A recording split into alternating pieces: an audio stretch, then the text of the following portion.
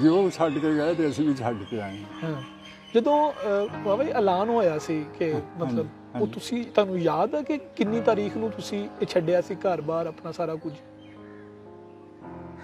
ਇਹ ਤਾਰੀਖ ਨਹੀਂ ਯਾਦ, ਠੀਕ ਹੈ। ਨਹੀਂ ਯਾਦ। ਜਿਸ ਦਿਨ ਐਲਾਨ ਹੋਇਆ ਕਿ ਪਾਕਿਸਤਾਨ ਬਣ ਗਿਆ, ਹੂੰ ਉਹ ਸਪੀਕਰ ਦੇ ਵਿੱਚ ਐਲਾਨ ਹੋਇਆ ਅੱਛਾ ਤੇ ਸ਼ਹਿਰ ਸਾਡੇ ਲਾਗੇ ਸੀ ਨਾ, ਸ਼ਹਿਰ ਦਾ ਤੇ ਪਿੰਡ ਦਾ ਤੇ ਬੜਾ ਫਰਕ ਹੁੰਦਾ ਨਾ।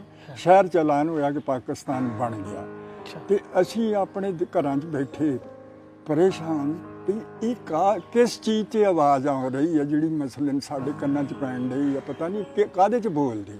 ਸਪੀਕਰ ਉਦੋਂ ਦਾ ਪਤਾ ਨਹੀਂ ਸੀ। ਠੀਕ ਹੈ। ਸਪੀਕਰ ਚਲਾਨ ਹੋਇਆ, ਅਸੀਂ ਇਹ ਸੁਣਿਆ।